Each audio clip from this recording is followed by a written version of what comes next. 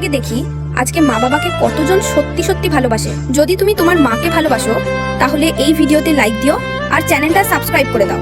আর যদি দুজনকেই ভালোবাসো তাহলে কমেন্ট করে লিখো আই লাভ ইউ মা বাবা। লাইক আর সাবস্ক্রাইব না করলে তবে কিন্তু বুঝে নেব তুমি তোমার মা বাবাকে ভালোবাসো না।